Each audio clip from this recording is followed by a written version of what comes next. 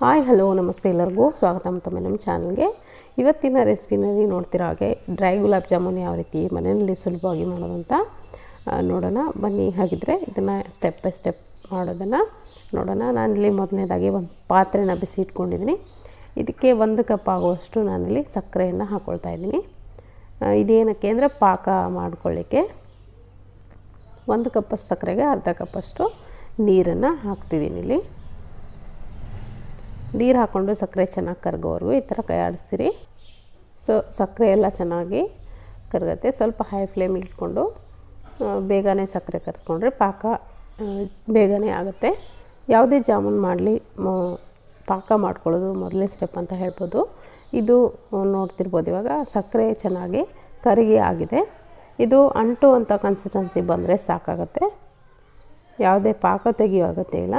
ನಾನಿಲ್ಲಿ ಏಲಕ್ಕಿ ಎಸೆನ್ಸ್ನ ಹಾಕ್ಕೊಳ್ತಾ ಇದ್ದೀನಿ. ನಿಮ್ಮ ಹತ್ರ ಏಲಕ್ಕಿ ಪೌಡ್ರ್ ಇದ್ದರೆ ಅದನ್ನು ಕೂಡ ಹಾಕ್ಕೊಳ್ಬೋದು. ಹಾಗೆ ಯೆಲ್ಲೋ ಫುಡ್ ಕಲರ್ ಕೂಡ ನಾನಿಲ್ಲಿ ಹಾಕ್ತಿದ್ದೀನಿ, 1 ಚಿಟಿಕೆಯಷ್ಟು. ಡ್ರೈ ಗುಲಾಬ್ ಜಾಮೂನ್ ನೋಡಿದ್ರೆ ಹಾಗೆ ಚೆನ್ನಾಗಿ ಕಲರ್ಫುಲ್ಲಾಗಿರುತ್ತೆ. ಇವಾಗ ಪಾಕ ರೆಡಿಯಾಗಿದೆ. ಮುಚ್ಚಿ ಸೈಡಲ್ಲಿ ಎತ್ತಿಟ್ಕೊಳ್ಳೋಣ. ಇವಾಗ ಜಾಮೂನ್ ಮಾಡಲಿಕ್ಕೆ ನಾನಿಲ್ಲಿ ಒಂದು ಬೌಲ್ ತೊಗೊಂಡಿದ್ದೀನಿ. ಸ್ಟ್ರೈನರ್ಗೆ ನಾನಿಲ್ಲಿ ಒಂದು ಅರ್ಧ ಕಪ್ ಆಗುವಷ್ಟು ಗೋಧಿ ಹಿಟ್ಟನ್ನು ತೊಗೊಂಡಿದ್ದೀನಿ. ಹೌದು, ನಾನಿಲ್ಲಿ ಗೋಧಿ ಹಿಟ್ಟಿಂದ ಬಳಸಿ ಈ ಡ್ರೈ ಗುಲಾಬ್ ಜಾಮೂನ್ನ ಮಾಡ್ಕೊಳ್ತಿರೋದು. ನೀವು ಬೇಕಿದ್ದರೆ ಮೈದಾ ಹಿಟ್ಟನ್ನು ಕೂಡ ಬಳಸಿ ಮಾಡ್ಕೊಳ್ಬೋದು. ಅರ್ಧ ಕಪ್ಪಷ್ಟು ಗೋಧಿ ಹಿಟ್ಟನ್ನು ಸ್ಟ್ರೈನ್ ಮಾಡಿಕೊಂಡು ಇಟ್ಕೊಂಡಿದ್ದೀನಿ, ಚೆನ್ನಾಗಿ ಸಾಣಿಸ್ಕೊಂಡು ಇಟ್ಕೊಂಡಿದ್ದೀನಿ. ಅರ್ಧ ಕಪ್ಪಷ್ಟು ಗೋಧಿ ಹಿಟ್ಟಿಗೆ 1/4 ಕಪ್ ಆಗುವಷ್ಟು ನಾನಿಲ್ಲಿ ಹಾಲಿನ ಪೌಡ್ರನ್ನ ತೊಗೊಂಡಿದ್ದೀನಿ. ನೋಡ್ತಿರ್ಬೋದು, ಹಾಲಿನ ಪೌಡ್ರನ್ನ ಚೆನ್ನಾಗಿರುವಂಥ ಕ್ವಾಲಿಟಿದು ಬಳಸಿ ನಾನಿಲ್ಲಿ ಎವರಿಡಿದು ಬಳಸಿದ್ದೀನಿ. ಹಾಗೆ ಇಲ್ಲಿ ಒಂದು ಅರ್ಧ ಚಿಟಿಕೆಯಷ್ಟು ಬೇಕಿಂಗ್ ಸೋಡಾ ಹಾಕ್ಕೊಳ್ತಾ ಇದ್ದೀನಿ. ಇದನ್ನು ಕ್ಲೀನಾಗಿ ಮಿಕ್ಸ್ ಮಾಡ್ಕೊಳ್ಳಿ. ಈ ಥರ ಮಿಕ್ಸ್ ಮಾಡಿಕೊಂಡು ಇದಕ್ಕೆ ಒಂದು 2 ಸ್ಪೂನ್ ಆಗುವಷ್ಟು, ಜಾಸ್ತಿ ತುಪ್ಪ ಹಾಕೋ ಅಗತ್ಯ ಇಲ್ಲ, ಒಂದು 2 ಟೀ ಸ್ಪೂನ್ ಆಗುವಷ್ಟು ಮಾತ್ರ ನಾನು ಹಾಕಿದ್ದೀನಿ. ನೀವು ನೋಡ್ತಿರ್ಬೋದು. ತುಪ್ಪ ಹಾಕ್ಕೊಂಡು ಕ್ಲೀನಾಗಿ ಸ್ಪೂನಿಂದ ಮಿಕ್ಸ್ ಮಾಡ್ಕೊಳ್ಳಿ. ತುಂಬ ಸ್ಮೂತಾಗಿ ನೀವು ಇದನ್ನು ಮಿಕ್ಸ್ ಮಾಡ್ಕೊಳ್ಬೇಕಾಗತ್ತೆ. ಜಾಸ್ತಿ ಒತ್ತಿ ಮಿಕ್ಸ್ ಮಾಡಲಿಕ್ಕಿಲ್ಲ. ಇಲ್ಲಿ ಈ ಥರ ಕೈಯಿಂದ ತುಪ್ಪ ಏನಿರುತ್ತೆ ಚೆನ್ನಾಗಿ ಮಿಕ್ಸ್ ಆಗಬೇಕು. ಇವಾಗ ನಾನಿಲ್ಲಿ 1/4 ಕಪ್ಪಷ್ಟು ಹಾಲನ್ನು ಬಳಸ್ತಾ ಇದ್ದೀನಿ ಇದನ್ನು ಕಲಿಸ್ಲಿಕ್ಕೆ. ನೀವು ಬೇಕಿದ್ರೆ ಇದನ್ನು ನೀರಲ್ಲಿ ಕೂಡ ಕಲಿಸ್ಕೊಳ್ಬೋದು, ಏನು ತೊಂದರೆ ಇಲ್ಲ. ಹಾಲಲ್ಲಿ ಕಲಿಸೋದ್ರಿಂದ ತುಂಬ ಸಾಫ್ಟಾಗಿ ಬರುತ್ತೆ ಜಾಮೂನು. ಕಲಿಸ್ತಿರ್ಬೇಕಾದ್ರೆ ನೀವು ಚಪಾತಿ ಹಿಟ್ಟು ಕಲಿಸೋ ಥರ ಒತ್ತಿ ಕೈಯಿಂದ ಕಲಿಸ್ಲಿಕ್ಕೆ ಹೋಗಬಾರ್ದು. ತುಂಬ ಸಾಫ್ಟಾಗಿ ನೀವು ಇದನ್ನು ಕಲಿಸ್ಬೇಕಾಗತ್ತೆ. ಜಸ್ಟ್ ಮಿಕ್ಸ್ ಮಾಡಿಕೊಂಡ್ರೆ ಸಾಕಾಗುತ್ತೆ. ಇವಾಗ ಕೈಯಲ್ಲಿ ಈ ಥರ ಅಂಟ್ಕೊಳ್ಳುತ್ತೆ. ಇದನ್ನು ಈ ಥರ ತೆಗೆದು ಸ್ಪೂನಿಂದ ಚೆನ್ನಾಗಿ ಸೆಟ್ ಮಾಡ್ಕೊಳ್ಳಿ. ಸ್ವಲ್ಪ ಕೈಗೆ ತುಪ್ಪ ಹಚ್ಕೊಂಡು ಹಿಟ್ಟನ್ನು ಚೆನ್ನಾಗಿ ಕಲಿಸ್ಕೊಳ್ಳಿ. ನಾನಲ್ಲಿ ಈ ಸ್ಪೂನಲ್ಲಿ ಅಂಟಿರುವಂಥ ತುಪ್ಪವನ್ನೇ ಕೈಗೆ ಹಚ್ಕೊಂಡು ಈ ಥರ ಹಿಟ್ಟನ್ನು ಸೆಟ್ ಮಾಡ್ಕೊಳ್ತಾ ಇದ್ದೀನಿ. ಜಸ್ಟು ಮಿಕ್ಸ್ ಮಾಡಿಕೊಂಡ್ರೆ ಸಾಕು. ಇವಾಗ ನೋಡ್ತಿರ್ಬೋದು, ಈ ಜಾಮೂನ್ ಮಾಡುವಂಥ ಮಿಕ್ಸ್ಚರ್ ರೆಡಿಯಾಗಿದೆ. ಇವಾಗ ಇದರಿಂದ ಒಂದು ಅರ್ಧ ಭಾಗದಷ್ಟು ನಾನಿಲ್ಲಿ ಹಿಟ್ಟನ್ನು ತಗೊಳ್ತಾ ಇದ್ದೀನಿ. ಈ ಸ್ಟೆಪ್ನ ನೀವು ಸ್ಕಿಪ್ ಕೂಡ ಮಾಡ್ಬೋದು, ಅಥವಾ ನೀವು ಕೂಡ ಇದನ್ನು ಮಾಡ್ಬೋದು. ಇಷ್ಟು ಅರ್ಧದಷ್ಟು ನಾನು ಭಾಗವನ್ನು ತಗೊಂಡು ಇದಕ್ಕೆ ಒಂದು ಸ್ಪೂನ್ ಆಗುವಷ್ಟು ಡ್ರೈ ಫ್ರೂಟ್ಸ್ನ ಸಣ್ಣದಾಗಿ ಕಟ್ ಮಾಡಿಕೊಂಡು ಸೇರಿಸ್ಕೊಳ್ತಾ ಇದ್ದೀನಿ. ಹಾಗೆಯೇ ನೀವು ಬೇಕಿದ್ರೆ ಇದಕ್ಕೆ ಫುಡ್ ಕಲರ್ ಹಾಕ್ಕೊಳ್ಬೋದು, ಎಲ್ಲೋ.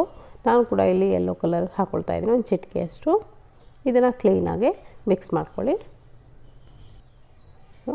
ನೋಡ್ತಿರ್ಬೋದು, ಇವಾಗ ಮಿಕ್ಸ್ ಮಾಡ್ಕೊಂಡು ಇಟ್ಕೊಂಡಿದ್ದೀನಿ. ಇದರಿಂದ ಚಿಕ್ಕದಾಗಿ ಉಂಡೆಗಳನ್ನು ರೆಡಿ ಮಾಡಿಕೊಂಡು ಇಟ್ಕೊಳ್ಳಿ. ನಿಮಗೆ ಹೊರಗಡೆ ಬೇಕ್ರಿಗಳಲ್ಲೆಲ್ಲ ಸಿಗುತ್ತಲ್ಲ ಡ್ರೈ ಗುಲಾಬ್ ಜಾಮೂನ್, ಅದೇ ಥರ ನೀವು ಇಲ್ಲಿ ಮಾಡ್ಬೋದು.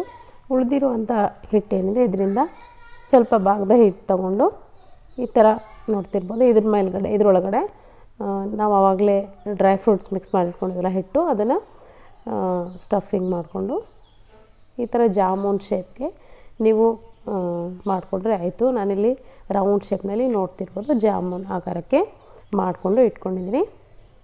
ಇದೇ ಥರ ನಾನು ಎಲ್ಲವನ್ನು ಮಾಡಿ ಇಟ್ಕೊಳ್ತೀನಿ. ನಾನು ಆವಾಗಲೇ ಹೇಳಿದಾಗೆ ನೀವು ಒಳಗಡೆ ಏನು ಸ್ಟಫಿಂಗ್ ಇದೆ ಅದನ್ನು ಸ್ಕಿಪ್ ಮಾಡ್ಬೋದು.